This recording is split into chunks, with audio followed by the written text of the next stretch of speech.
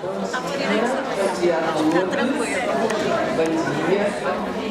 Sempre gostoso estar com vocês aqui, né, os alunos da OCP.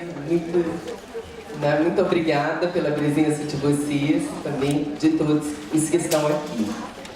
Nós estamos muito felizes de iniciar esse segundo dia tão exitoso da nossa festa literária da Serra Imperial, né, com todos aqui presentes, né, Cristina Odenburgo e o Maurício Ferreira, né, e todos os que colaboraram conosco também para a realização desse evento, que promete muito, não é?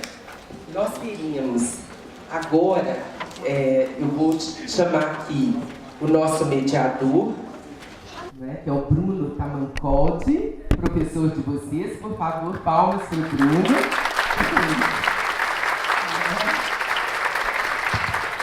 Tudo bem, gente? Bom dia. O Bruno vai apresentar, então, a mesa Reinado e Império em um Tempo de Transformações e Contradições, com a Mary Del Priori e a Isabel Lustosa. Eu vou passar a palavra para o Bruno, a batuta para ele vai apresentar nossas autoras, enquanto isso, assim que ele terminar de apresentá-las, elas sobem ao palco. Você mesmo pode chamá-las, tá, Bruno?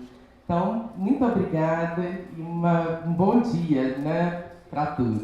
Bem, gente, bom dia. Prazer muito grande estar aqui com vocês, vendo tantos rostinhos conhecidos, né, da UCP, colegas de trabalho, colegas também de sala de professores, né, pessoas que também fizeram parte da minha formação.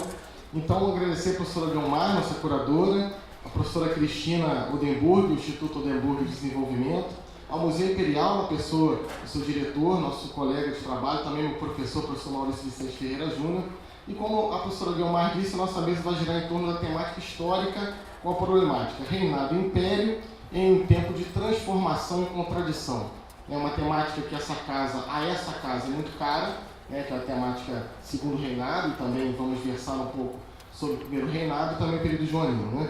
Então vamos aos nossos ilustres convidados. Eu estou aqui um pouco de papagaio de pirata, né, para apresentar, mas com muita honra e com muito orgulho, né? Professora Isabel Lustosa, também disse no iníciozinho, professora que fez parte também da minha formação. Entrei no curso de História lá em 2005. O primeiro livro, não sabe como é que é estudante, o primeiro livro que eu comprei foi o livro de Dom Pedro I, que fez parte da minha formação. Então, bacharel em Ciências Sociais pelo IFIX, mestre em Ciência Política e doutor em Ciência Política pelo UPERJ, membro do PEN Clube Brasil, pesquisador do Museu da República, da Fundação Nacional Pro Memória, e também foi cedida à Casa Rui Barbosa para coordenar o projeto Botafogo, chefe da divisão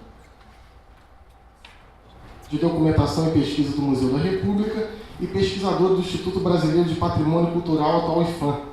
Integra a equipe do setor de História da Fundação Casa Rui Barbosa, na qual foi chefe de 98 a 2000. E a professora visitante da Universidade de Reims e Sorbonne Paris 3, ambos na França. Suas linhas de pesquisa, né, linhas de pesquisa do pessoal da universidade, é uma linha que está vinculada ao CNPq, né, com todo um aparato de técnico, um aparato também de bolsistas. Então, suas linhas de pesquisa: História da Caricatura no Brasil, História da Primeira República, Ciência Política, História Política Cultural do Brasil, História da Imprensa, História do Primeiro Reinado e História das Ideias Políticas no Brasil. Então, sem dúvida nenhuma, pesquisador que tem muito a contribuir.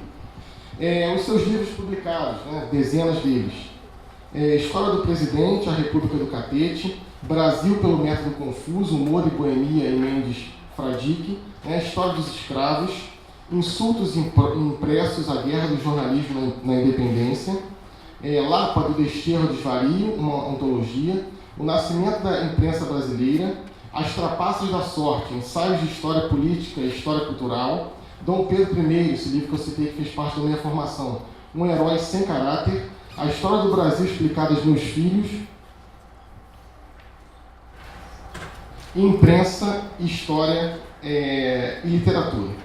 Vamos chamar a professora Mary Del Priori, possui graduação em História pela Pontifícia Universidade Católica de São Paulo, é doutora em História Social pela Universidade de São Paulo, especialização na Escola de Estudos Avançados em Ciências Sociais em Paris. Os alunos de História especificamente, essa escola é a escola que surgiu a Escola dos Análises, né? A revista Análises. Então, estava brincando com a professora que ela foi se doutorou e se pós-doutorou aos pés de Luciano Lefebvre, né? Então, uma honra. Atualmente é professora do programa de mestrado em História na Universidade Salgado de Oliveira, Universo, e desenvolve pesquisa intitulada Cultura e Mentalidade e Vida Social no Rio de Janeiro no século XIX, né? Então, muito parecido com o que eu também pesquiso História da Educação em Petrópolis no século XIX. Tem pesquisa na área de História Colonial, História da Cultura, História do Gênero. Historiadora e autora de 44 livros, vencedora de 22 prêmios nacionais e internacionais, entre os quais 3 jabutis. É sócia titular de vários institutos, entre eles Instituto Histórico e Geográfico Brasileiro, Geográfico e Histórico da Bahia, Histórico e Geográfico do Uruguai, é acadêmico correspondente das Academias Paraguai de História, Nacional História da Argentina, Colombiana, Portuguesa e Real Academia, também da Espanha, né? São os principais livros, vários deles, né? Desde Onde o Sol Não Alcança, Do Outro Lado, a História do Sobrenatural e do Espiritismo, Castelo de Papel, esse muito famoso, não que os outros não sejam, viu, professor? A Carne e o Sangue, a Imperatriz, Dona Leopoldina, Dom Pedro I, Domitila, a Marquesa de Santos, né? Titila e Demonão, História íntima, sexualidade e erotismo na história do Brasil, Matar para não morrer, a morte de Euclides da Cunha, A Noite Sem Fim, de Dilermano de Assis, Condessa de Barral, A Paixão do Imperador, O Príncipe Maldito, História do Amor no Brasil, História das Mulheres no Brasil, Festas e Utopias do Brasil Colonial e História da Criança no Brasil. Então vamos receber calorosamente a professora Mary Del Priore e a professora Isabela Stolz.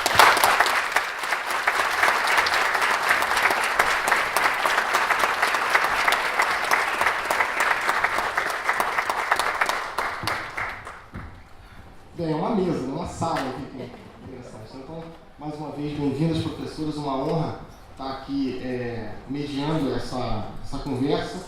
E eu vou versar, visto que temos muitos acadêmicos aqui, pessoal da universidade, de várias áreas, vejo aqui alunos de letras, de filosofia, de história, colegas de história. Então, a minha primeira questão vai versar um pouco sobre a questão da historiografia, né? Então, o historiador Mark Bloch, no seu famoso livro, A Apologia da História, define a história como a ciência dos homens no tempo. E uma definição clássica de historiografia seria a arte de escrever a história. Professoras, qual o papel da história na formação da identidade cultural de um povo? Bom, eu diria que, primeiro, esses conceitos são historicamente datados. Hoje, se nós formos usar o Jacques Rancière, que é uma espécie de epistemólogo que trata da historiografia, ele diria que a história é uma construção coletiva, é uma ficção consensual. Ou seja, a história é um pouquinho do que a Bel faz, o que eu faço, o que a Guilmar faz, o que você faz, o que o Maurício faz. Todos nós colocamos o nosso tijolinho para entendermos a história da nossa nação. Então não é nada fixo, né? Aí eu digo sempre que a história ela tem que ser conjugada no gerúndio. Nós estamos fazendo história.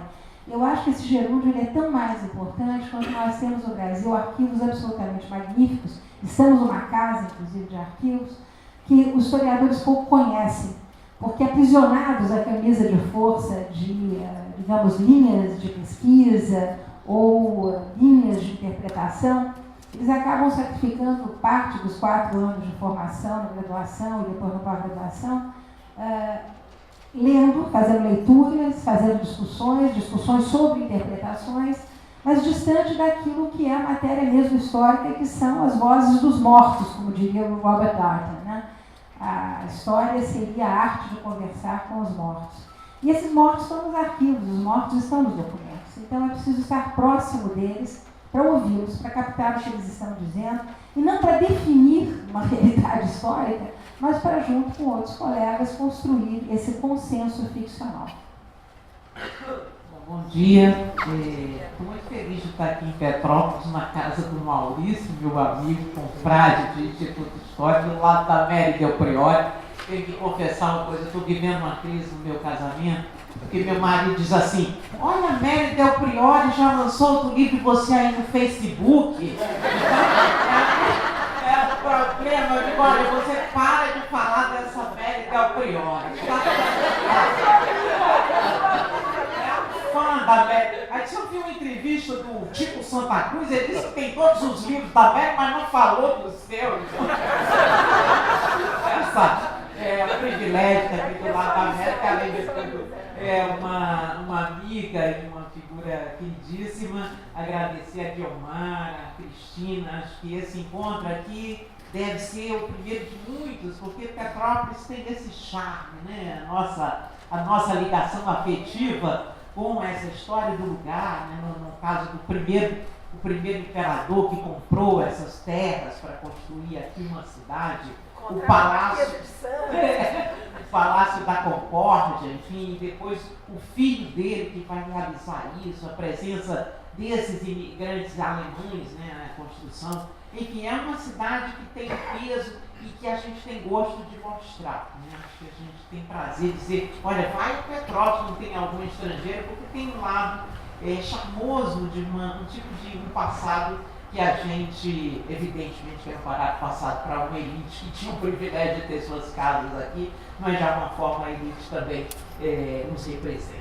Eu, com relação à história, eu sou uma cientista social, né? Me formei no IFIX e depois fiz pós-graduação em ciência política, mas as minhas práticas de pesquisa, elas foram me conduzindo para a história a partir desse livro, História de Presidentes. Então eu tenho esse caminho que a Mary marcou aqui. Eu primeiro me apaixono pelo assunto, faço a pesquisa e depois vou pensar nas questões que elas podem, com a bibliografia que existe, com que elas podem debater.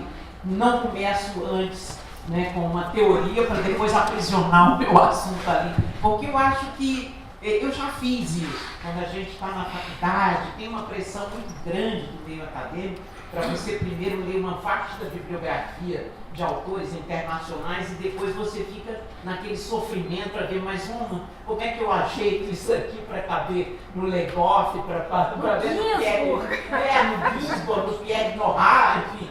Então, o meu caminho foi outro, até porque eu era uma cientista social que o meu métier, o trabalho no Museu da República, no IFAM, na Casa de Rui Barbosa, me fez historiadora. E realmente, ao longo do tempo, a ciência política foi começando a ser útil, mas o primeiro que veio foi o estudo, e o História de Presidente foi um livro construído a partir do que a imprensa dizia sobre os presidentes, sobretudo da Primeira República.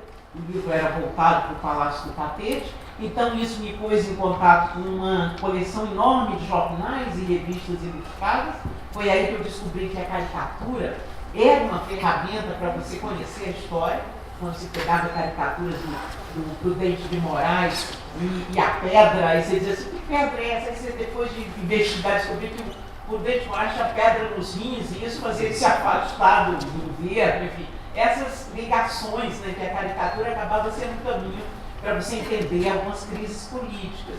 E depois também, e minhas fontes, mais do que os documentos completam o meu trabalho, mas são os jornais, né? Eu sou uma historiadora da imprensa no Brasil, e comecei trabalhando principalmente com a Primeira República, mas por conta da caricatura fui avançando para trás, digamos assim, e fui ao início da nossa história da caricatura, que começa na Regência, em 1867, com os primeiros desenhos, mas ali na Regência eu descobri que já havia uma luta política muito grande na imprensa. E foi ali, lidando com aqueles jornais, que eu fui ao momento fundador da discussão, que foi a imprensa da independência. Então, na verdade, o objeto veio antes do que a discussão. Claro que havia já uma discussão, o que eram os insultos impressos. Por que uma imprensa tão, às vezes, tão baixo nível, inclusive com textos escritos pelo próprio imperador, fez a independência,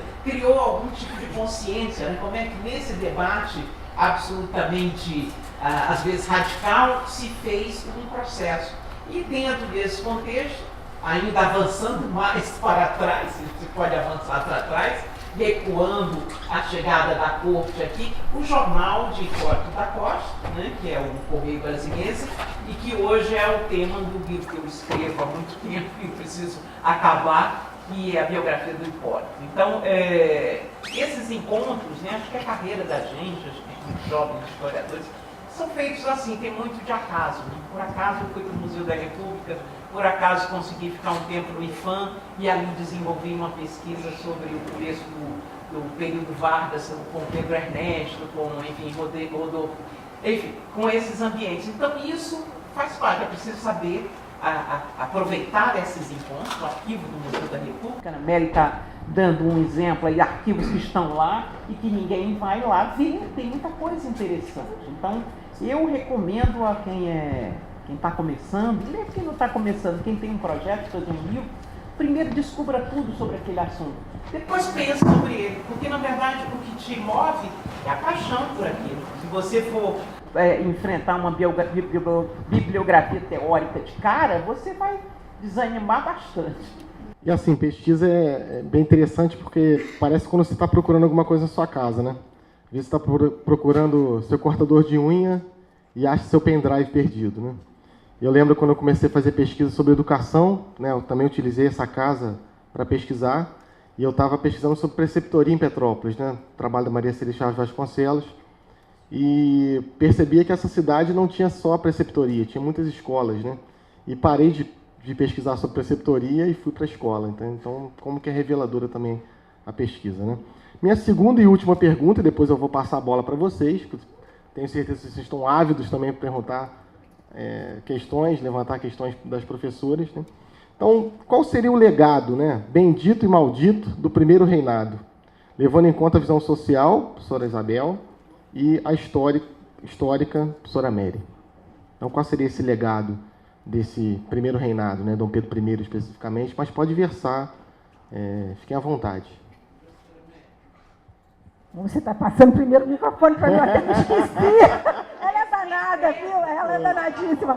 Eu não pude nem agradecer, eu só queria dizer rapidamente que eu estou aqui com uma figura que eu admiro enormemente, que é a Cristina, porque nós tivemos juntas uma batalha na época que eu estava à frente do Arquivo Nacional, que foi realmente algo descomunal, muito cansativo. O que nós queríamos era integrar o Arquivo Nacional na época, ao seu entorno, as pessoas, abrir o Arquivo Nacional, abrir os documentos para aquilo que os franceses gostam de chamar de maior número. E eu posso dizer a vocês que nós saímos muito machucadas e que perdemos a batalha, porque, na realidade, a máquina, como diz muito bem o meu querido amigo Afonso Romano de Santana, as máquinas públicas têm rodas quadradas. Então, muitas vezes você quer fazer aquele negócio funcionar e não consegue. O que nós queríamos na época realmente era democratizar o acesso à documentação, e isso foi feito de forma muito formal, e os nossos projetos se esboroaram. É uma grande guerreira, assim como a Guiomar de Gramont, outra guerreira fantástica, aí as duas levantando bandeiras em prol da cultura. Sem contar que eu moro aqui perto, apesar dos obstáculos e do trânsito ambos me afastarem de Petrópolis, mas eu concordo com a Belzinha que Petrópolis tem um charme todo especial. A Avenida Keller é uma das mais belas avenidas do mundo, a gente tem que prestigiar a cidade. Eu vou deixar a Bel falar mais do Dom Pedro I, que ela tem uma intimidade enorme com ele, e dizer exatamente qual foi a participação dele para nós construirmos alguma coisa ao longo dessa primeira metade do século XIX, mas eu gostaria de lembrar aqui um desses mitos da história do Brasil, de que nós somos um país em berço esplêndido, tranquilo, calmo, sereno, né? É uma bandeira que vem sendo até um pouco erguida agora nesse momento de tantas convulsões. Eu queria lembrar que justamente a primeira metade do século XIX foi marcada por inúmeras insurreições, né? E que nós já temos uma participação popular importante, sobretudo no Nordeste do Brasil, momento em que os engenhos já estão esvaziados das suas senzalas já estão de fogo morto, os engenhos já estão de fogo morto. Eu brinco sempre que eu concordo com a historiografia paulistana, que diz que o Joaquim Nabuco, né, tornou-se abolicionista porque ele já não tinha mais escravos. Eu tendo a concordar com essa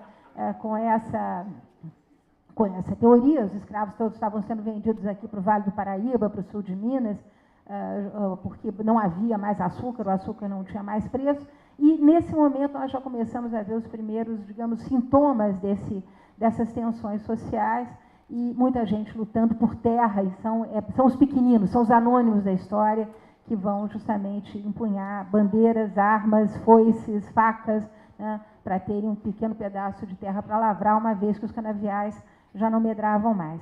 Então, eu acho que nós temos que olhar sempre a história do Brasil nessas duas vertentes, na vertente das tensões, mas também na vertente das construções. Eu estou lançando um livro a partir da semana que vem, que fala justamente da mão do povo brasileiro, dessa mão que constrói, dessa mão que elabora, dessa mão que cria, dessa mão que imagina, né? E é fantástico nós percebemos também o século XIX como um momento de grande mobilidade social. Isso é uma coisa que é pouco estudada. Aproveito para fustigar mais uma vez as universidades, que gostam muito de trabalhar com o binômio dominadores e dominados, e perdem de vista aquilo que o Gilberto Freire foi absolutamente pioneiro em falar, que é desse mulatismo ascensional, que é do bacharelismo, que é da presença enorme da mestiçagem, mas, sobretudo, das conquistas sociais do século XIX, em que nós vamos ver advogados mulatos e negros, vamos ver professores mulatos e negros, escolas, inclusive, de elite, conduzidas por professores negros em grandes capitais como Salvador, e eu procuro justamente lançar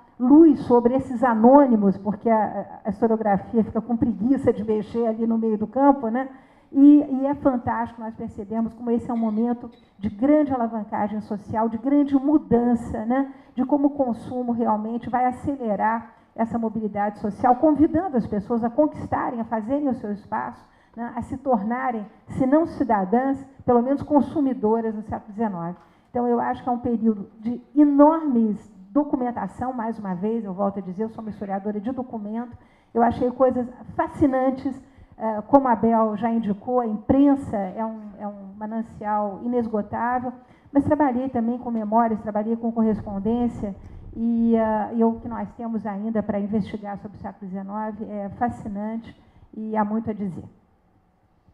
Bom, é interessante porque, na verdade, né, quando a gente fala assim, história das elites, mas são elites que estão formando o Brasil naquele momento, né? Quando você pensa num sujeito como Hipólito da Costa, não sei se a maior parte já ouviu falar no Hipólito da Costa, né, o primeiro jornalista brasileiro, era um brasileiro, até nessa biografia que eu estou escrevendo, ele nasceu na Cisplatina, que hoje faz parte do Uruguai, foi para o Rio Grande do Sul, porque a maior parte dos habitantes de lá foram em 1777, por causa daqueles 1000 acordos entre Espanha e Portugal, a população portuguesa foi transferida para o Brasil, e de lá foi para Coimbra, onde fez a sua formação, que era também um espaço onde as elites brasileiras mandavam seus filhos, e lá em Coimbra desenvolveu, era um sujeito de uma inteligência privilegiada, uma visão numa corte portuguesa,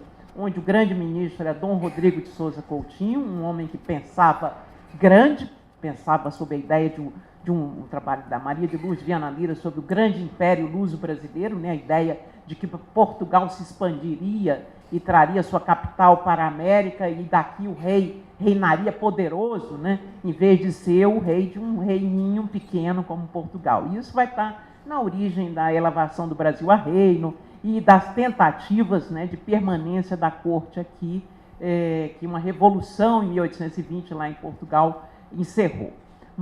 E motivou, logo em seguida, 2 anos depois, a nossa independência. Esses movimentos são feitos naquele momento, e acho que até hoje, por determinadas elites que conduzem, de certa forma, o debate. Agora, dentro dessas elites, há perspectivas mais ou menos favoráveis ao Brasil.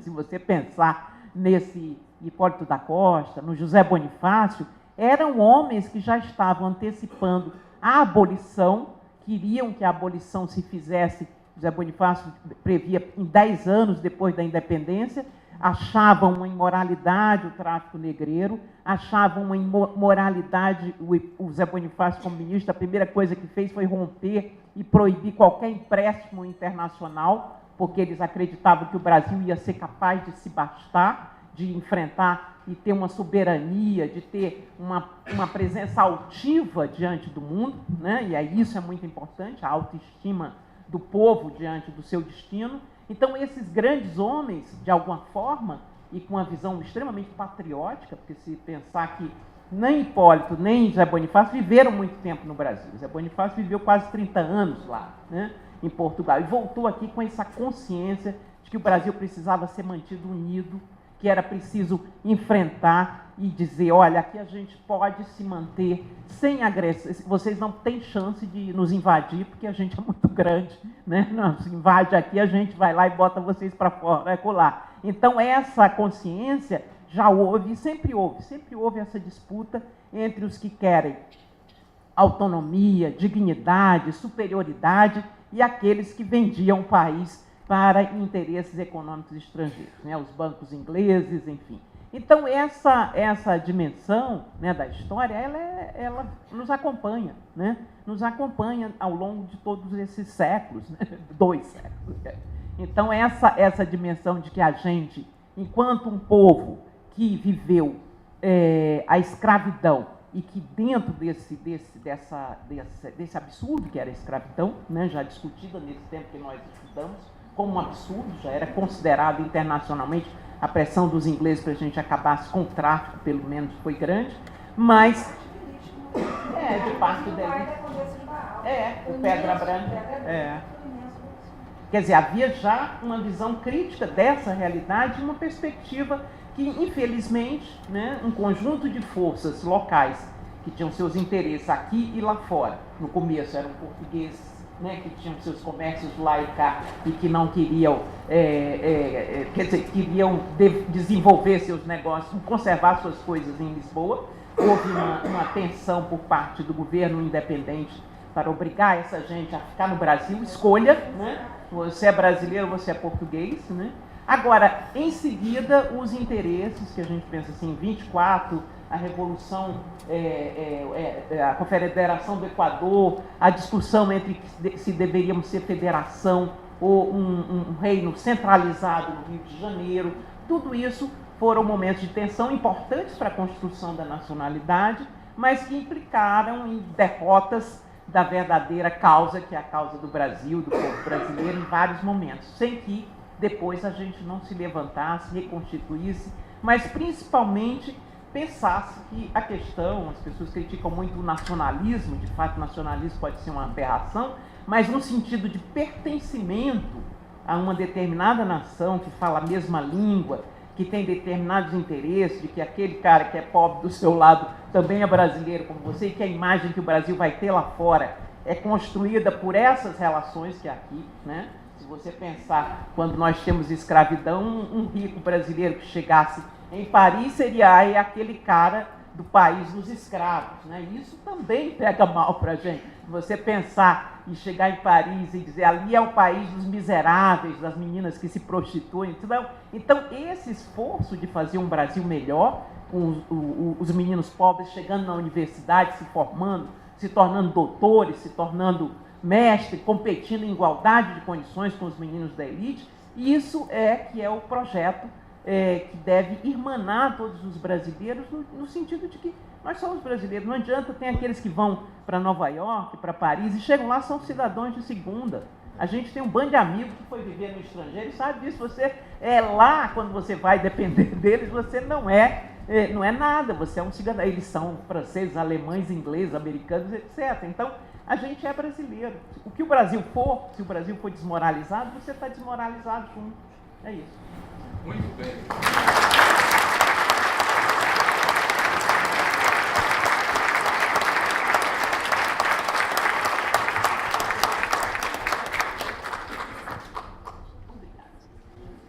Bem, minha gente, agora é com vocês. Vou passar a bola para vocês para que a gente possa também... Estão vendo que é sensacional, né? Então, vamos lá. Agora é com vocês.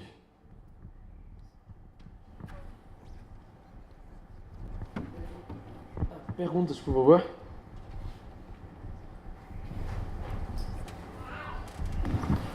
Bom dia, meu nome é Matheus, eu sou da UERJ. Minha área de pesquisa é a história das mentalidades na transição do Império para a República.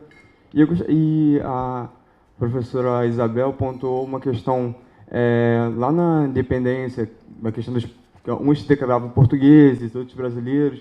Quem ficaria, como eu trabalho com essa questão da ideia de pertencimento também na transição do Império para a República, gostaria de saber qual seria as manifestações que existiam nessa sociedade da transição do Império para a República, dessa ideia de pertencimento.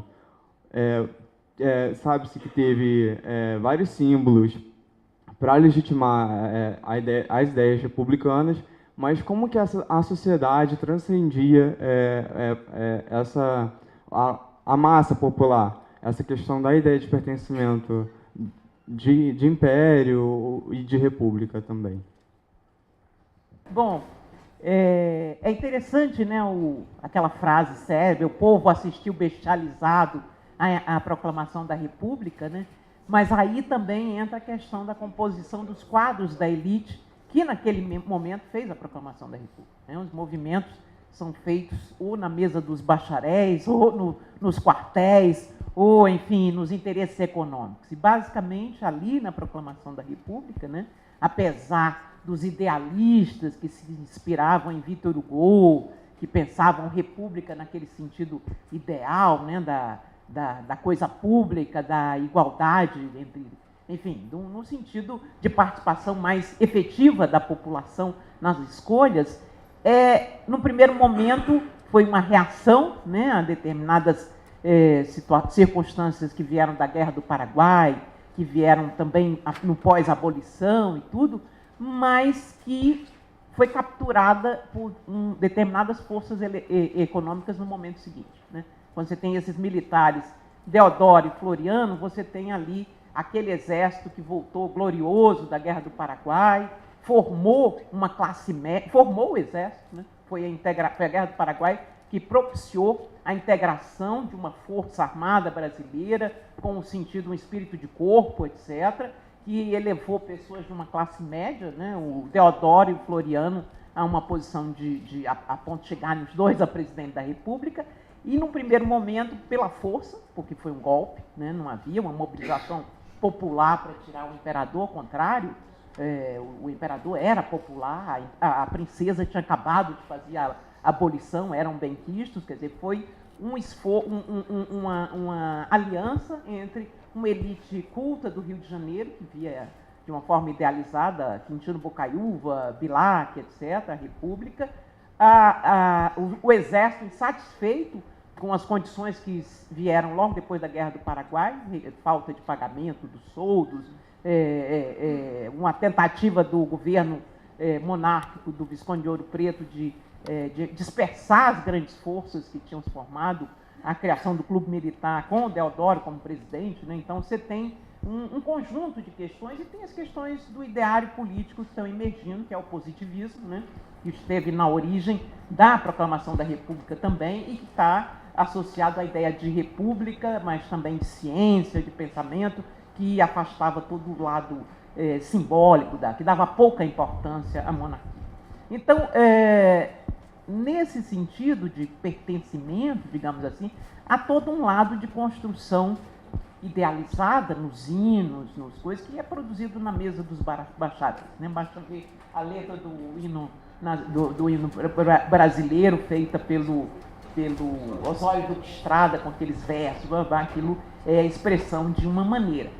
Mas isso também é interessante, tem um caminho de ida, né, quando o formulador faz, mas tem um caminho de volta quando a população acolhe aquelas representações e faz essas representações serem delas mesmo. O hino nacional passa a ser algo que pertence ao povo, né? Então isso também não é tão criou-se, é da elite, não é nosso também passa a ser. Né, na medida que nós sofremos com essa história, que os escravos não puderam sair da escravidão para ir para uma escola, que é essa república que se instalou no Brasil, logo depois dominada pelas elites cafeeiras de São Paulo, né, quando você tem a implantação de fato do federalismo, com o governo Prudente Moraes, com Campos Salles, com Rodrigues Alves, você tem um abandono sob a bandeira do liberalismo, que ninguém tinha que se meter na administração dos governos dos estados, você tem o abandono do povo, né? Essa população que saiu da escravidão sem nada, os velhos sem nada, os jovens sem escola, sem nada, foi deixada à margem, né? A República não fez nada pelo povo, né? Fez por uma elite que tinha o controle sobre a maior riqueza do Brasil, que era o café, né? E a partir do momento que os governos civis passaram a ser governos dominados por essa elite paulistana, você vai ter uma primeira república que é ali alheia aos destinos da população, né? No Nordeste, é o banditismo que vai ser na minha terra, né, no Ceará e Pernambuco, né, com os cangaceiros, com os coronéis poderosos, armados e mandando, né, a questão das eleições também pelo bico de pena. Então você tem um acirramento, e isso que a Mary falou sobre esse império, que apesar dos pesares, tinha, se você contar o número de negros que tinha em torno da princesa Isabel, né, os irmãos Rebouça, você tem o próprio Zé do Patrocínio, você tem uma elite negra, Machado de Assis, quer dizer, tem pequenos, é verdade, não era o ideal, não era uma democracia, mas havia determinadas aberturas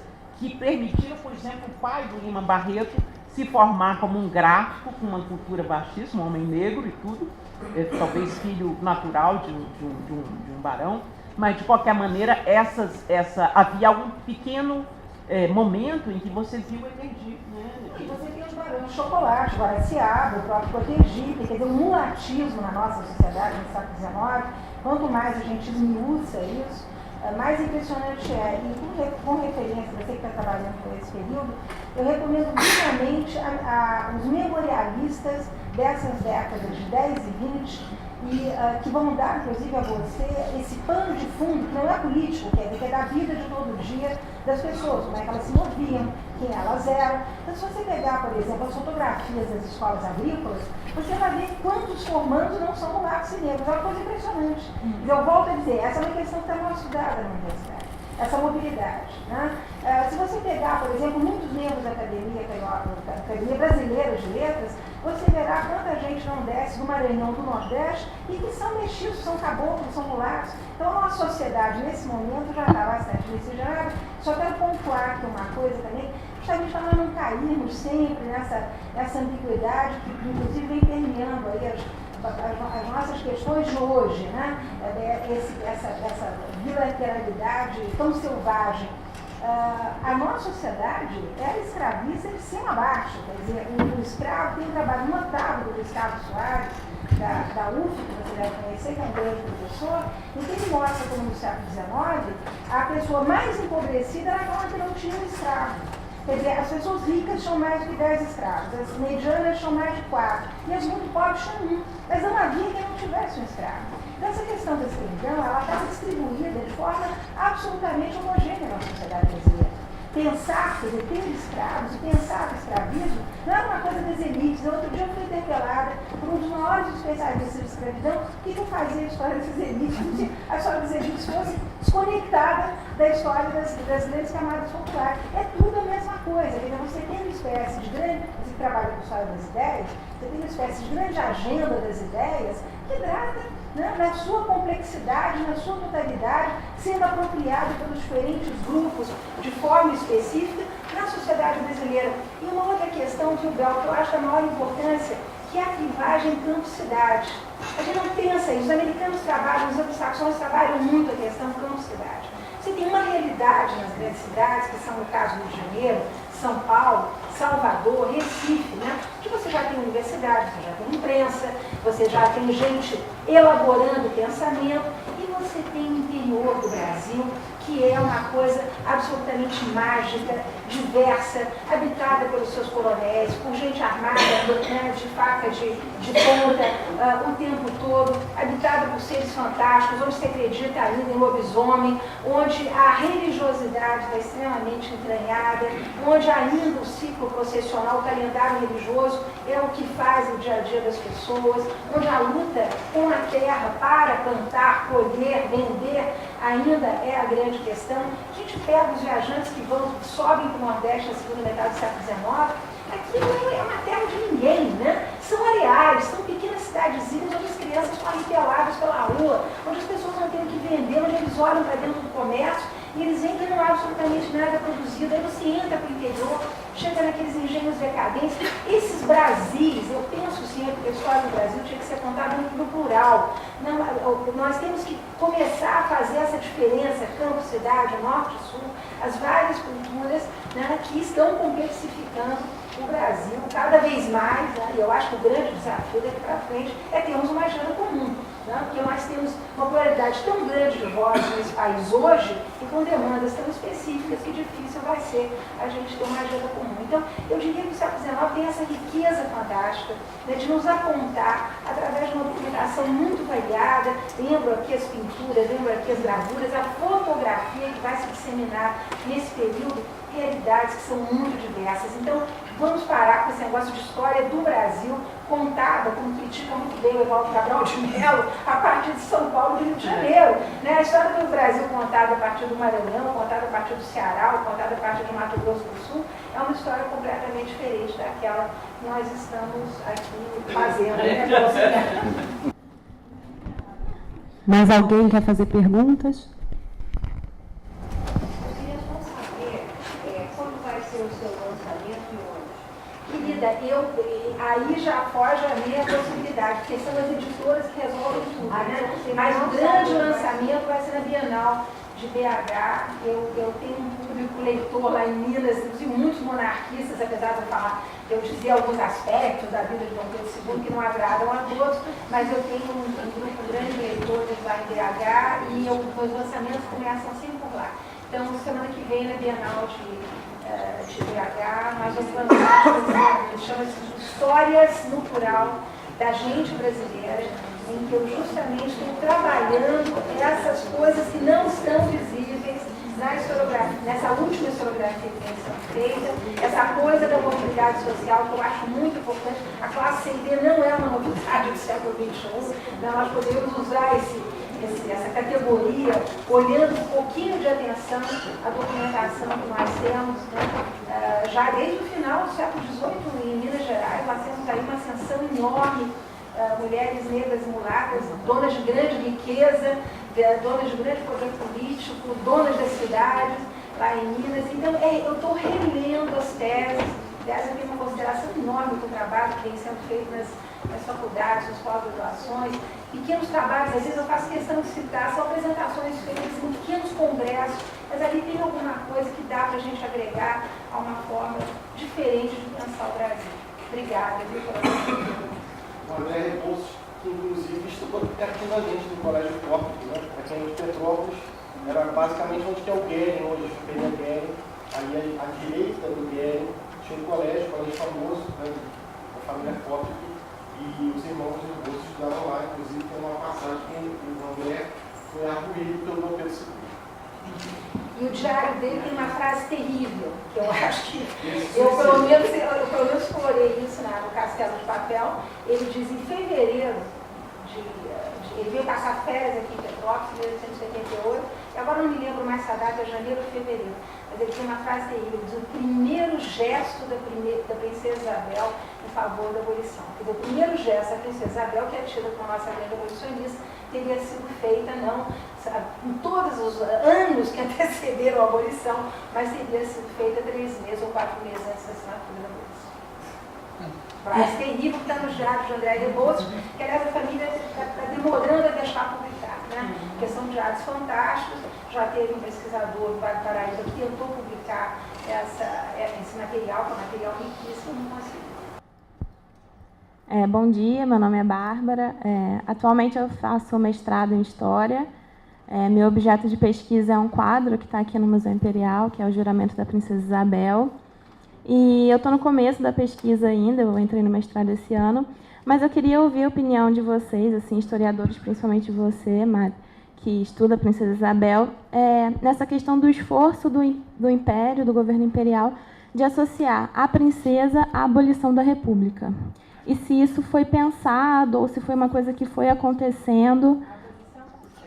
A abolição dos escravos, desculpa, a abolição dos escravos, a abolição dos escravos.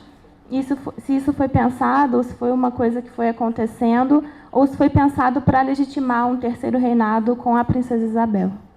É interessante que eu, quando comecei a estudar o casal, aliás, é uma coisa que eu recomendo a todo mundo que gosta de fazer biografia, é tentar fazer uma biografia cruzada. Porque quando a gente cai sempre sobre a documentação daquela pessoa, escrita por ela, nós acabamos tendo uma única visão das coisas.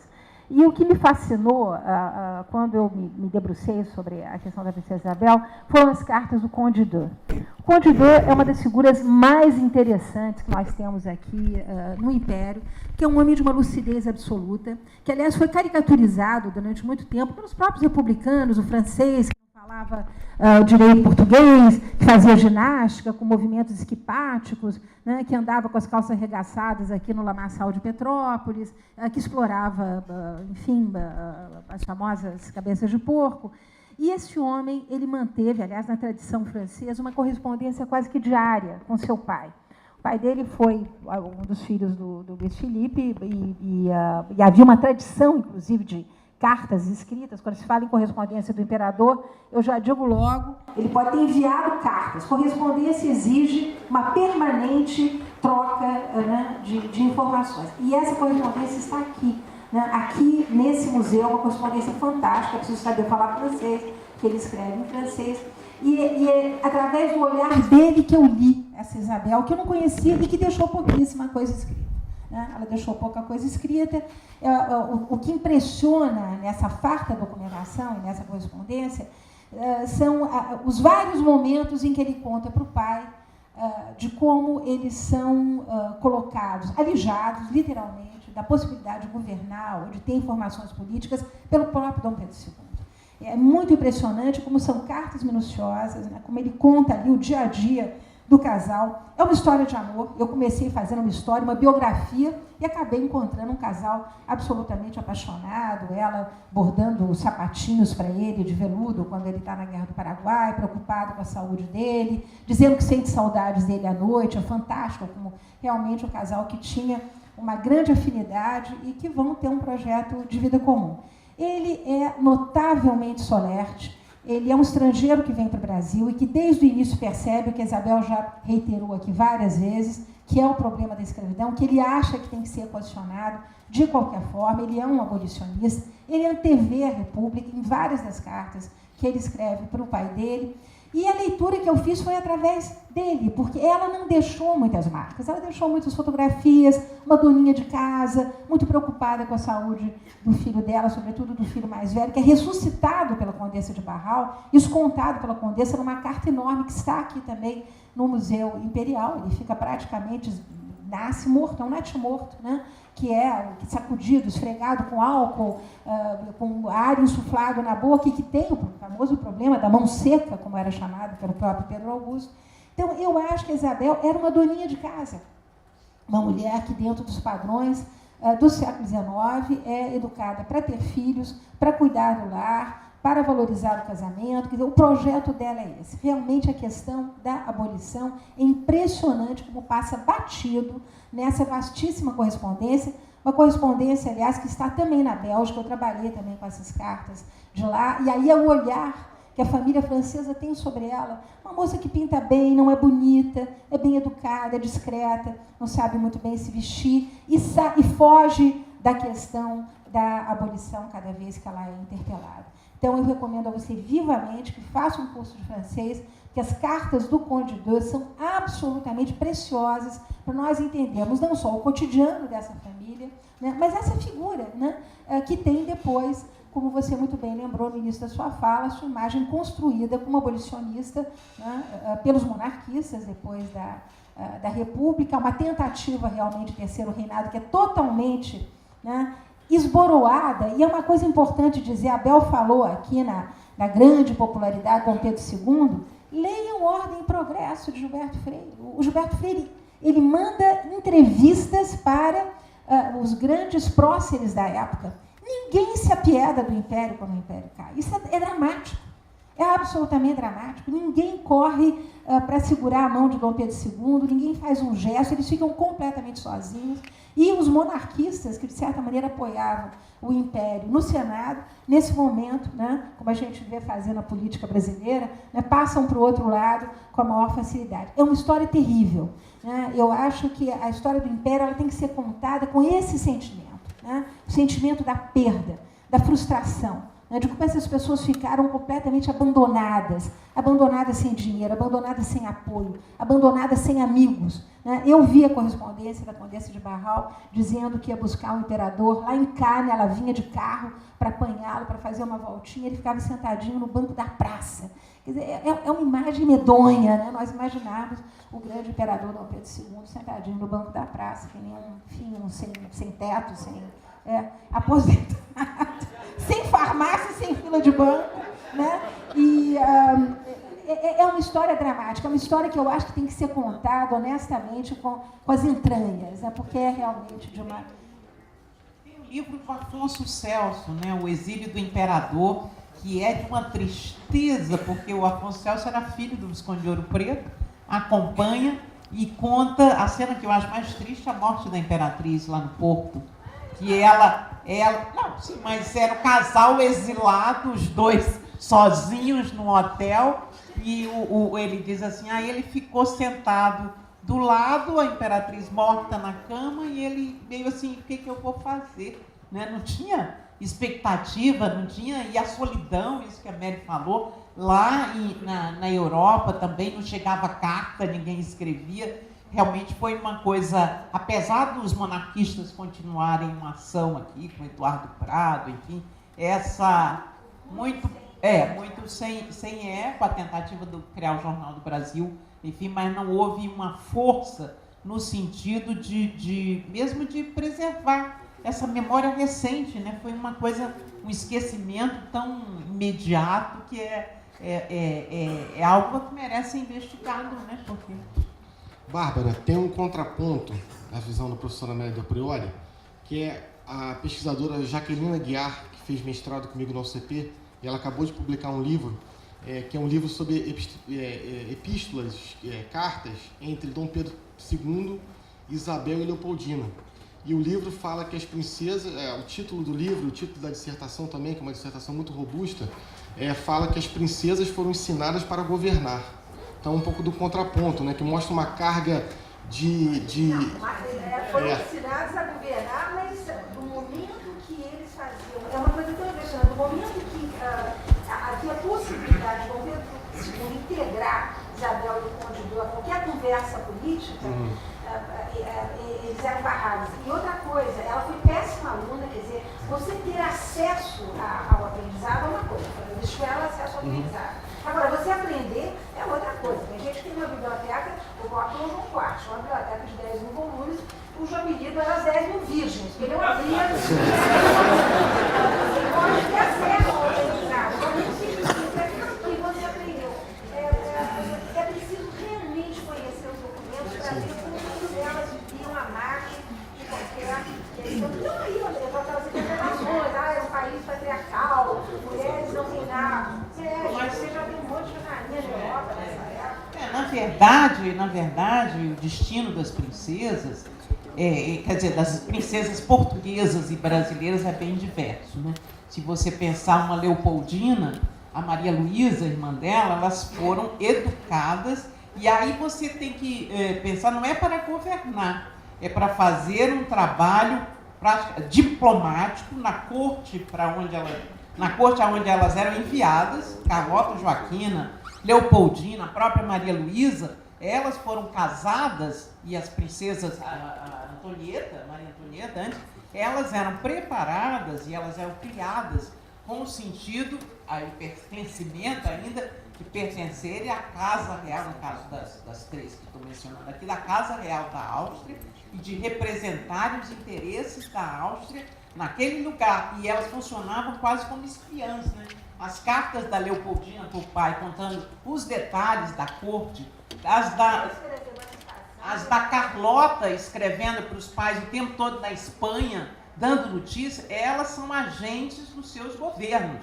Elas são preparadas para representar. E elas, se você pensar no destino da Carlota Joaquina, que a vida toda foi uma mulher de oposição ao marido, porque a briga com a Espanha durou esse tempo todo, ela vai ser uma mulher inteligente, que tinha pulso, mas não para governar, mas para agir politicamente. E Leopoldina, quando apoiou a independência, ela agia do ponto de vista dos interesses da Áustria, porque a revolução lá em Portugal era mais radical, liberal, etc., quase republicana. E aqui, mantendo-se o império, com o marido dela como imperador, havia manter a coroa e manter uma política. Ela vai falar disso nas cartas para o pai. O livro da Maria de Lourdes Viana Lira é bastante interessante do ponto de vista político, mas ela está ali fazendo uma negociação muito inteligente. Era uma mulher muito culta, muito preparada, de fato, para manter, dentro de um esquema de monarquia constitucional,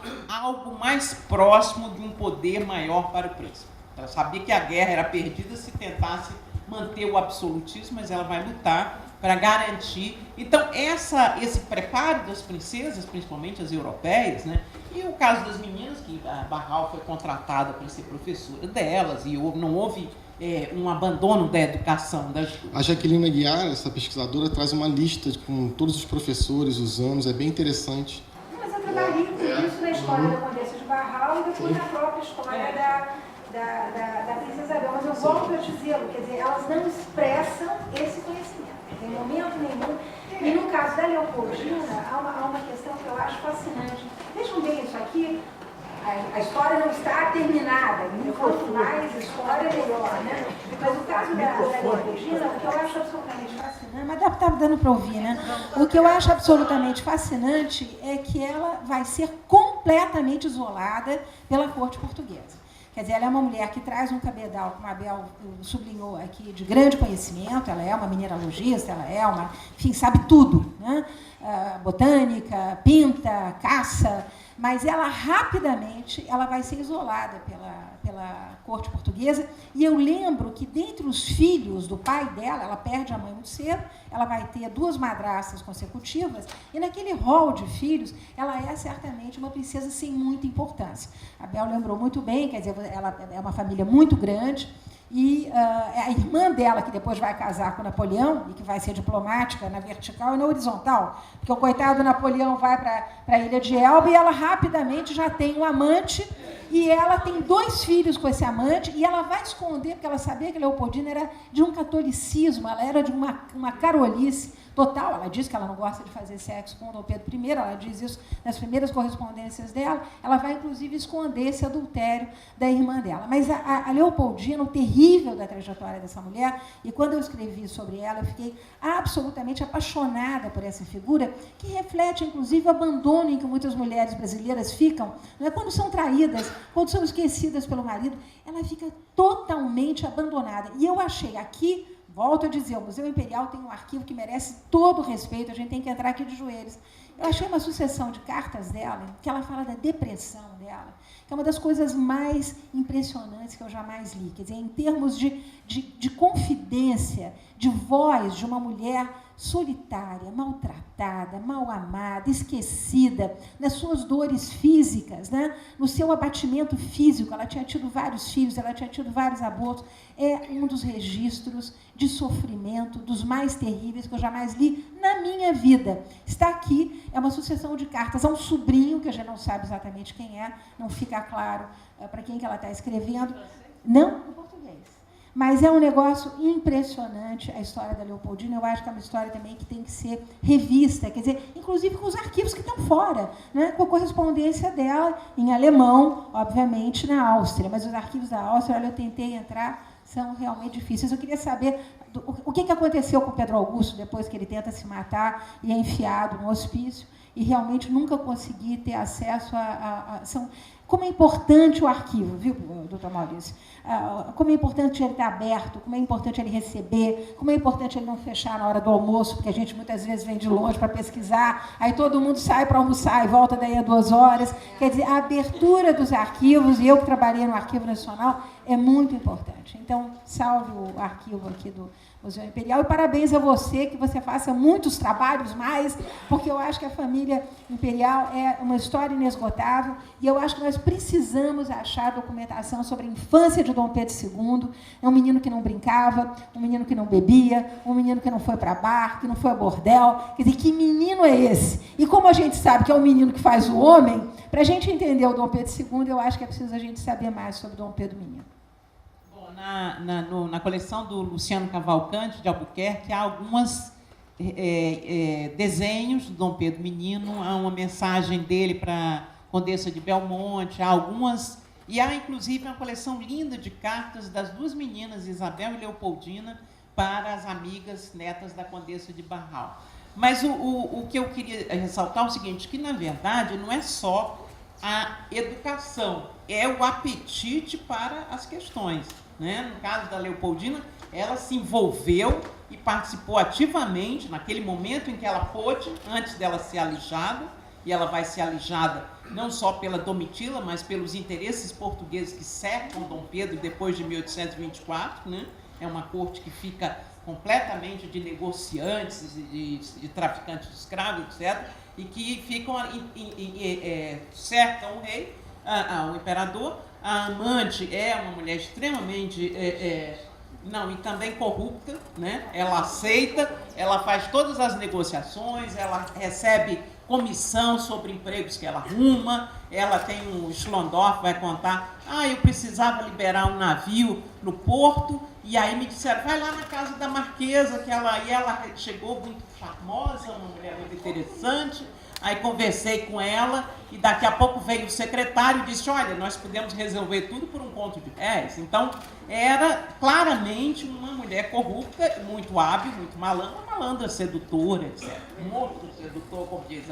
Mas o que eu quero dizer é o seguinte, tem mulheres e mulheres, né? A Carlota Joaquina, os estudos da Francisca mostram aí, era uma mulher política, era uma mulher que não suportava aquele marido que era mais hábil, mais lento, ela era da guerra, ela depois vai fazer barbaridades quando o filho finalmente pegar a coroa. A frase dela é, cortem as cabeças, igual a rainha da Alice. Agora, era mulher política que articulava, que tentou ser rainha do prata, etc. A Leopoldina não era tão viril, mas foi uma mulher articuladora, porque foi preparada para isso pelo Metternich, lá na Áustria. A irmã dela, Maria Luísa, não era nada disso. Era uma bobalhona que, ao contrário, quando chegou lá em Paris, foi uma decepção, porque Josefina era aquela mulher chiquérrima, mulher da corte, elegantérrima e articuladora, né? Botou os dois filhos logo como filhos do Napoleão, né? E a Maria Luísa tinha, de fato, uma menina de 18 anos, que foi criada pensando que aquele era o anticristo, o diabo, o demônio. E um belo dia o pai diz, olha, minha filha, você vai ter que casar com ele porque a gente está em guerra, perdemos a guerra e agora a gente precisa. Ele quer casar com a filha do imperador da Rússia, e aí isso para a gente não vai ser bom, porque se ele casar lá, ele cria uma aliança com a Rússia que pode nos prejudicar. E aí está prometendo a Polônia. Napoleão disse para o russo, olha, depois se eu casar com a sua, era irmã do imperador, se eu casar com ela, não vai ter mais Polônia no mundo, vocês vão, nem polonês, vocês vão ser tudo russo. Então, essa Maria Luísa é uma pessoa sem brilho, sem grandeza. Ela fica lá, se apaixona de fato pelo Napoleão, que é um homem que, ao contrário do demônio pintado pela família, o diabo, que ela passou a vida ouvindo, era um homem bastante amável, muito agradável, que cortejava, cobriu ela de joias, roupas maravilhosas, coisas que... Não. E ela é apagada, ela não faz nada, ela nem representa o próprio marido nas coisas de corte, é uma decepção. E logo depois o esquece, como a Mary falou, vai para Parma, abandona o filho sob a guarda do avô lá na Áustria, que vai morrer com 27 anos, o rei de Roma, né, o filho dela com Napoleão, e vai viver com uma trama armada pelo Metternich, que bota lá um oficial do lado dela, ela vira logo amante e vive lá. E quando as pessoas, porque depois que Napoleão vai para Santa Helena, um esforço para tentar trazer Napoleão de Santa Helena ou para a América ou para a Europa, e quando esse pessoal vai a Parma para tentar, ela nem recebe, diz que está de luto, que não sei o que, e de noite está no teatro. Quer dizer, é uma pessoa leviana, né? Não tem essa densidade dramática da Leopoldina, nem tem e nem mesmo a própria visão estratégica que a Leopoldina vai ter nessas cartas que ela manda para o pai dela. Bom, eu gostaria de salientar que a importância e a satisfação de ter duas pesquisadoras, historiadoras e pesquisadoras que utilizam o arquivo do Museu Imperial, nesse momento, dialogando com a audiência aqui, com os presentes da primeira FLIS, e é uma oportunidade única para nós do Museu Imperial poder contar com a presença das duas aqui. Ou seja, uma dimensão diferente, não é com o livro que estamos aqui dialogando, mas sim com as autoras dos livros. Isso é muito positivo para todos nós. Muito obrigado. Ainda sobre a questão, já falando como gestor, Mary, nós enfrentamos grandes dificuldades, né? Você sabe, o museu nos anos 90 tinha 100 funcionários, hoje somos 34 e temos um arquivo histórico com uma funcionário, ou seja, o atendimento tem aumentado e, por outro lado, o quadro funcional tem diminuído de forma drástica. Então, contamos com vocês, historiadores, pesquisadores, para sensibilizar o governo no sentido da renovação dos quadros dessa casa para que o atendimento possa ser cada vez melhor, né? Mas nós temos vários alunos de história, profissionais de história em formação. Então, se houver tempo, eu gostaria de solicitar a vocês que falasse um pouco, digamos, a dimensão do ofício do historiador, ou seja, escolhesse talvez um livro e apresentasse como foi esse processo da pesquisa, né, do interesse, da produção da pesquisa, que derivou, que gerou num livro, até para que os colegas, né, aqui, historiadores em formação, pudessem, enfim, saber um pouco dessa experiência de vocês enquanto profissional da história. Obrigado.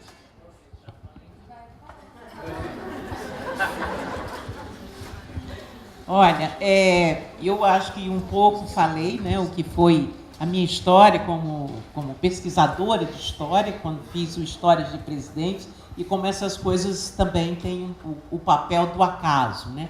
Agora, nesse momento, por exemplo, eu escrevo uma biografia do Hipólito da Costa, então vou falar dessa história do meu tempo presente, porque está sendo muito difícil, é um personagem que tem muito pouco, ao contrário de Dom Pedro. Toda vez que eu falo que estou fazendo do Hipólito, vai ser como a do Dom Pedro, todo mundo animado, né? Porque Dom Pedro é só sacanagem, né? Opa, amantes, casos, traições, corrupção, enfim. Não vai ser, porque esse homem que eu estou trabalhando, a principal dimensão dele é a de homem público. É de um sujeito que durante 14 anos fez um jornal na Inglaterra para o Brasil, o Correio Brasiliense, foi de 1808 a 1822, justamente a vinda da corte e a independência, e nesse jornal ele pregava, né, num jornal com as características, enfim, quem trabalha com imprensa desse tempo sabe que eram jornais bem diferentes dos de hoje, mas ele vai trabalhar para desenvolver nos brasileiros uma mentalidade liberal, o direito à opinião, o direito a ler e se manifestar politicamente, que nós vivíamos, além de sermos colônias, éramos sob o regime absolutista. Então não havia uma censura radical. Então o que o Hipólito vai fazer é tentar, e há quem vai mais longe na avaliação do papel dele, o Roderick Barman, um historiador americano, de que ele foi um sujeito que, através desse jornal, criou entre os brasileiros uma consciência de Brasil. Porque antes da chegada da corte, e aí quem vai dizer isso é o próprio ministro de Dom João VI, o Dom Rodrigo de Souza Coutinho, éramos apenas os domínios portugueses na América que atendiam pelo genérico nome de Brasil, né? Não havia uma unidade nacional, havia o Belém, o Maranhão, havia a Bahia, havia Pernambuco, havia o Rio Grande do Sul com aquela tensão com a fronteira argentina do Prata, e havia o Rio de Janeiro, a capital, que já era capital a partir da descoberta do ouro e dos diamantes, que tornou o Rio o porto ideal para a saída dessas riquezas. Então, essa ideia de um Brasil, ela só começa a ser formada nesse momento, é o momento fundador, 1808, quando, e aí qual é o papel do Hipólito? Evidentemente, com um país que tinha uma colônia com tantos analfabetos, ele formou determinadas pessoas que tinham acesso à leitura, acesso ao jornal. O jornal era caro, mas havia os clubes de leitura, os gabinetes de leitura, as tabernas onde as pessoas compartilhavam, os analfabetos ouviam quem tinha lido dizer o que tinha sido lido, Então, esse jornalista, ele publicava notícias do Rio Grande do Sul, surgiu um correio no Ceará, entre o Ceará e o Maranhão, uma biblioteca foi inaugurada da Bahia, o rio tal na Bahia se tornou navegável e agora tem acesso a Minas Gerais, entendeu? Então, era assim, ele mostrou o Brasil ao Brasil, deu aos brasileiros que estavam aqui e que eram, na verdade, pernambucanos, baianos, mineiros, uma consciência de que pertenciam, de que havia um Brasil, né? Que havia gente que falava português, era igual você lá no Nordeste e aqui no Rio, enfim. E isso foi fundamental para sedimentar o sentido de brasilidade na independência. Quer dizer, esse brasileiro que escrevia de lá, pregando a liberdade de imprensa, o parlamento, o fim dos monopólios, ele achava que as riquezas deviam ser exploradas livremente, o fim da escravidão, enfim, esse sujeito de lá fez esse trabalho de conscientização, né? E que foi fundamental. Então, esse sujeito não tem uma vida pessoal muito animada, quer dizer, ele tem uma vida interessante, porque ele viveu lá em Coimbra, fez a faculdade lá, e foi o primeiro brasileiro que passou 2 anos nos Estados Unidos. Ele foi numa missão que chamava Biopirataria, ele foi lá amando de Dom Rodrigo Souza Coutinho para espionar o que tinha de bom lá nos Estados Unidos que a gente podia fazer, né, em Portugal e no Brasil, de plantações, de máquinas, etc. Passou 2 anos nos Estados Unidos, se tornou maçom lá, né, e a maçonaria, que a gente não vai ceder aqui porque é um assunto, mas era o grande espaço do liberalismo, era a maçonaria, uma organização secreta, então permitia o debate mais franco. E depois, em Portugal, ele vai ser associado à gráfica do Arco do Cego, que é um movimento também importantíssimo para a difusão de publicações portuguesas e traduções, e por conta da militância maçônica, vai preso, havia ainda Inquisição em Portugal, em 1802, vejam só, e foge da prisão em 1805, se estabelecendo em Londres. E aí, nesse livro, eu tenho que descrever toda a cidade, porque a gente sabe, né, como o contexto é importante para você entender a formação de uma mentalidade, como é que esse sujeito, a ida para os Estados Unidos e ver democracia, ver Nova York com negros indo votar, né? Aqueles políticos Jefferson, todo mundo mal vestidíssimo e falando, andando a pé, enfim, uma série de rituais que não havia, não havia rituais nos Estados Unidos como havia numa monarquia tão pesada quanto a portuguesa, e depois a experiência inglesa, né? Então esse sujeito quer para o Brasil isso, ele quer, e ele vibra, ele faz o jornal, porque quando o Dom João vem para cá, ele diz assim, essa é a nossa chance, né? Vamos agora virar capital do reino, do grande império luso-brasileiro, vamos trabalhar para fixar o rei lá, convencer o rei que o lugar dele é lá, porque se ele vem para cá, ele é só o reizinho de Portugal, que os ingleses dão cascudo e os franceses dão outros cascudos, e ele fica ali entre a cruz e a caldeirinha, né? E no Brasil não, era o único rei, a única testa coroada, longe dos ataques dos europeus, dando exemplo para a América e para o resto da América, de unidade do Brasil, porque a vinda do rei foi fundamental para a unidade. E, enfim, esse Hipólito da Costa é isso, é esse homem que tem uma vida pessoal bastante desinteressante, além dessa, claro, essas aventuras estão associadas ao seu perfil de homem público. Ele publica um livro, Narrativa da Perseguição, que é uma análise maravilhosa do que era essa Inquisição que ainda havia em Portugal, e uma defesa consistente da maçonaria como um lugar, como um direito da liberdade de crença, de opinião, etc. Enfim, isso é o que eu estou fazendo. Vocês estão vendo que eu estou empolgado. Então, isso é importante. Agora, dá um trabalho danado, obriga, no caso do Dom Pedro, como existe muito material, muita coisa escrita, existe um livro fantástico do Otávio Tarquínio de Souza, Nunca Superado, você tem uma série de fontes, você pode construir a sua narrativa sobre o personagem, né? A gente vai, e esse é o Dom Pedro, é o meu Dom Pedro, esse é o seu, cada um faz o seu. No caso do Hipólito, não, você tem que lidar com o contexto o tempo todo, com o mundo das ideias. Então, essa é uma experiência, claro, primeiro eu trabalhei com o jornal e o papel dele na independência, depois me interessei pelo personagem, e agora estou tentando colocar esse personagem num ambiente em que ele formou seu self, né, sua maneira de ser, e o papel que ele teve. E uma coisa importante que eu esqueci, ele advogou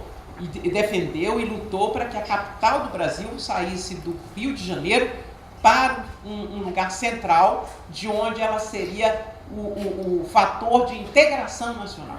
Esse era o grande projeto dele, era a mudança da capital para o interior e a criação de um serviço de correios que integrasse, porque a comunicação, né, é fundamental nessa ligação. Ele monta um projeto completo de como seria esse correios e ainda manda para o José Bonifácio pouco antes de morrer.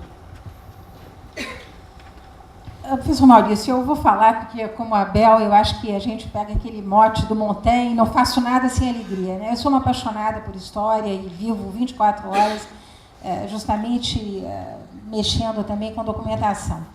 Mas, ao mesmo tempo que eu tenho feito muita história, e tenho contado muitas histórias, eu tenho procurado alargar o campo do fazer história. Quer dizer, eu acho que nós estamos muito prisioneiros de uma determinada forma de narrativa histórica. Narrativa essa em que o prazer da escrita do autor, do jovem professor, do jovem aluno, a sua criatividade, a sua emoção, muitas vezes não tem espaço. Quer dizer, nós somos o tempo todo dentro da universidade, recomenda-se que se escreva objetivamente, recomenda-se que se façam notas de rodapé intragáveis e recomenda-se, como a Bel já sublinhou aqui, barretadas o tempo inteiro para a historiografia europeia, estrangeira, americana. Me lembro sempre do Evaldo Cabral de Mello tirando sarro dos professores da USP, dizendo que lá na USP todo mundo usava o Carlo Ginzburg para estudar a escravidão em Conceição do Mato Dentro. Eu acho que é a melhor maneira de dizer que nós vivemos encamisados, vivemos aprisionados nessas camisas de força. Então, eu tenho procurado trabalhar também um pouco a questão da narrativa histórica. Eu acho de fundamental importância, né, que alguém que vá ler um livro de história, seja ele uma biografia, seja ele um relato político, seja ele um momento, enfim, a descrição de um momento de ruptura, que ele esteja tão à vontade, né, quanto ele estaria lendo um belo livro de ficção. Eu gosto muito da Ana Maria Machado, quando ela diz que, quando nós lemos um belo livro, nós temos que nos sentir à deriva, né, como alguém que está boiando numa piscina ou boiando no mar, né, iluminado pelo sol, tendo prazer de ali estar, né, quase que usando aquela imagem do Roland Barthes, que diz que quando a gente se apaixona muito por um livro, né, é como se a gente estivesse cometendo adultério, porque a gente fica num outro mundo, numa redoma, o que está acontecendo à volta não interessa. Então, eu tenho procurado não só fazer história, né, e eu estou sempre descobrindo coisas e sendo aquinhoada, né, com pessoas que me interpelam, dizendo por que você não faz a história de fulano ou ciclano. Eu tenho aqui uma documentação maravilhosa, é o caso da família do Zé Bonifácio, que agora vai me facultar uma documentação que parece que está impoluta, ainda não foi visitada pelos historiadores.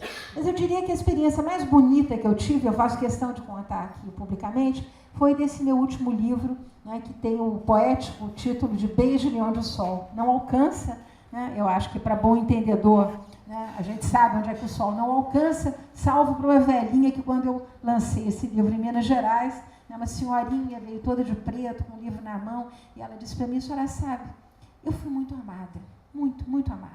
Eu sei onde o sol não alcança. É na alma. É na alma. Então, o sol não alcança na alma também, né? Mas, enfim, é só para contar um relato dessa história que é fantástica. Eu sou muito amiga do Afonso Romano, nós estávamos juntos lá na Alemanha, e ele me falou de uma documentação que havia chegado às mãos dele através de uma senhora que era aluna dele e que eram cartas de amor de um conde russo que existiu, o conde Haritov. Quem leu Salões e Damas do Primeiro Reinado lembra da Madame Haritov e tal, aquele quadro maravilhoso, né, ela com um cachorro importado, que está lá no Museu Nacional de Belas Artes, e que eram as cartas do conde Haritov para sua família em Paris, né, além da troca de correspondência com a mulher dele, que era ninguém menos do que a Nicota Breves, neta do barão de Piraí. E que essa senhora, aluna dele, teria dado essa correspondência para ele na expectativa dele transformar aquilo numa série para a Globo, aquelas séries que a Globo faz, históricas e tudo. e que ele dormia e acordava com aquela família Haritoff há anos e que daí não saía nada, que ele estava cheio dessa documentação, que ele não sabia o que fazer e que ele gostaria de passar para mim. Por uma coincidência, essa documentação pertence a uma senhorinha que joga biriba com a minha mãe às sextas-feiras. Então, foi a coisa mais deliciosa do mundo, fui à casa dela, peguei a correspondência original, é uma grande fidalga baiana, Dona Ieda Borges, adorável, que fez, inclusive, a tradução de todas as cartas do francês, que ela tinha expectativa de que isso fosse publicado. E é um triângulo amoroso absolutamente fascinante, porque é o Conde Russo, né, que sai de Paris, o livro é passado entre São Petersburgo, Paris e o Vale do Paraíba, ele vem para o Brasil atrás de um baú, como se fazia na época, a coisa mais comum do mundo, o dinheiro está acabando, vamos arranjar uma noiva rica, e ele vem justamente para o Vale do Paraíba, ele é cunhado de um sobrinho do Caxias, e ele vem justamente para conhecer meninas casadoras, donas de boa fortuna, casa-se com a Nicota Breves. Há uma correspondência de amor entre eles que é muito interessante, ela muito, muito apaixonada, ele um homem de negócios, né, um homem que vem para o Brasil com todo o olhar crítico sobre, como a Isabel já sublinhou várias vezes, sobre a questão da abolição, prevendo a república, empenhado em ganhar dinheiro aqui com as grandes fazendas, e ele se apaixona simplesmente pela mucama da mulher, que é a Regina Geloro, né, uma mulher de quem, inclusive, esse conjunto documental tem fotografias. Com a Regina Geloro, depois que a Nicota Breves morre, ele vai ter filhos e talvez... a gente que vive no meio dos documentos está sempre descobrindo documentos fantásticos. Mas esse é um documento também absolutamente maravilhoso e que está completamente descrito na sua íntegra nesse livro, em que ele justifica para a sua família, que mora em Paris, que é uma família, inclusive, de gente abonada, de gente que vem de uma aristocracia. Vocês sabem que a aristocracia russa era exatamente mais ou pior do que a nossa. Todo mundo recebia título por Tomilá da cá essa palha, né? O tsar, para ter um apoio naquela coisa enorme que era o Império Russo, distribuía muitos títulos. Então, eles tinham um título assim, ganham um pouco, fazendo negócios, vendiam vodka para o exército russo, enfim. E ele, então, conta para a mãe e para as irmãs por que ele vai casar com uma negra. E isso é, certamente, o documento mais original que eu jamais tive nas minhas mãos. O livro transcreve integralmente essa carta, em que ele diz que ele faz questão de que os filhos dele tenham paternidade, que ele a conheceu moça, né, conheceu virgem, ele teria desvirginado, descabaçado, em bom português, essa moça, então ele se sentia muito responsável por ela. E aí ele faz uma crítica à sociedade brasileira que eu acho que é extremamente pertinente. Ele diz, mas falam da Regina porque ela é pobre, não porque ela é negra. Porque se ela tivesse dinheiro, ela seria recebida em todos os salões. E aí ele desenvolve esse raciocínio, é uma coisa absolutamente fantástica essa carta, que é uma carta original, e ele lista os brasileiros brancos que já estariam casados com negras, inclusive um deles, uma família muito tradicional, morando em Paris. Então, é certamente um desses documentos que fazem a gente olhar a história do Brasil de uma maneira diferente. É fascinante eu conseguir que a dona Ieda doasse ao Instituto Histórico e Geográfico esse conjunto documental. Então, quem quiser mexer com esse conjunto, ver as fotografias, realmente vale a pena. A única coisa que eu descobri, a gente descobre sempre alguma coisa que vai um pouco a contrapelo da história oficial, é que aquele famoso quadro da Madame Haritoff, que está publicado em Salões de Damas de Segundo Reinado, não é nada mais, nada menos do que o retrato de uma cocote. Né? Uma grande horizontal, como dizia-se naquela época, né? Para usar um eufemismo. Não é a Madame Haritoff. A Madame Haritoff era muito feinha.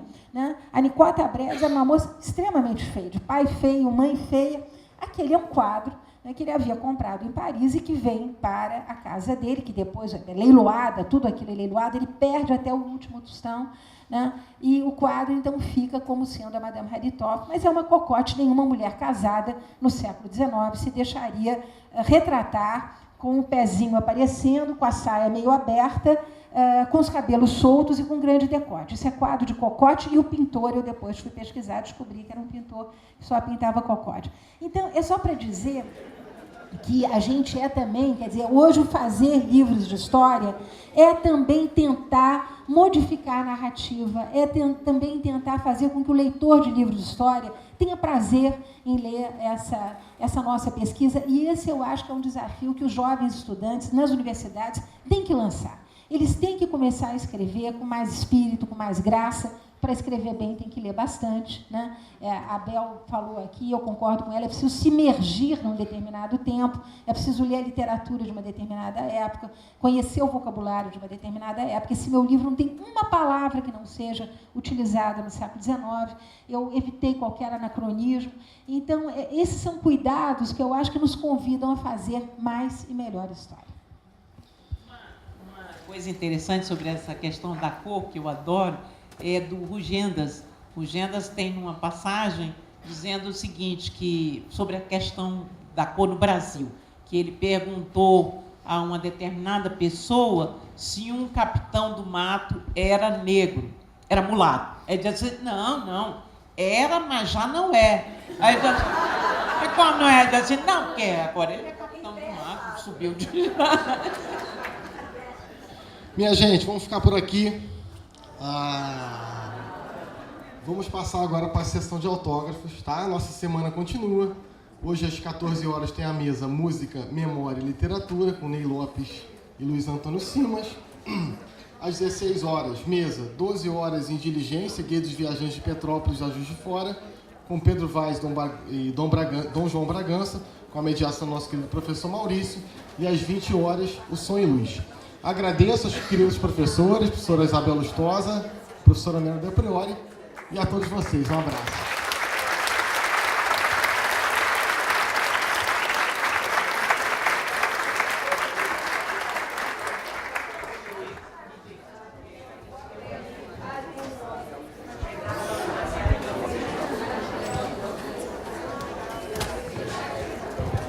Bom, a festa literária continua. A gente agradece à InterTV, à Tribuna de Petrópolis, ao Diário de Petrópolis, à Universidade Estácio de Sá, ao Grande Hotel, à Cerveja Teresópolis, Sucos Green Day, Vinhos Catacine, Empório Multimix, Instituto UCA, Editora Planeta, Companhia das Letras, Grupo Editorial Record, Nobel Livraria Petrópolis, Orquidário Binot e a concepção e realização do Instituto Oldenburgo de Desenvolvimento. A festa literária estará disponibilizando... Vou fazer, senhora. Por favor. Não esqueci. Obrigado pela lembrança. Ela está, como a senhora já adiantou, a cada mesa são disponibilizados livros para sorteio. Eu vou dizer o número agora também. Porém, como é do conhecimento de todos em Petrópolis, o Som e Luz é um projeto aqui do Museu Imperial. E ele está integrado na festa literária. Então, as pessoas que tiverem interesse de assistir o Som e Luz nessa noite devem ir ao balcão do credenciamento, deixar o seu nome e, com essa pulseira na cor laranja, retirar o ingresso na bilheteria. Eu sou autora do roteiro do Som e Luz que vocês vão ver aqui hoje à noite.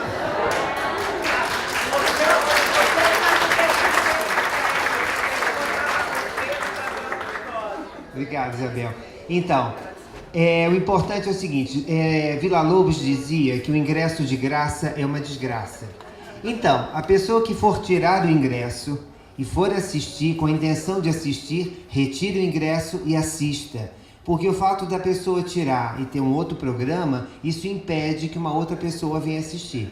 Então, por favor, retirem somente as pessoas que vão poder estar aqui às 20 horas para assistir.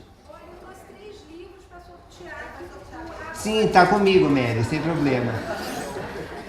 A Isabel Lustosa está sorteando De Olho em Lampião, Violência e Esperteza. Atenção aos números. Número 6, número 36, número 16, número 40, número 35, número 106, número 33, 115, 60 e número 15. Por favor, as pessoas com esses números vão à mesa do credenciamento, retirem o seu livro e vão ao autógrafo. Tá? Tudo entendido?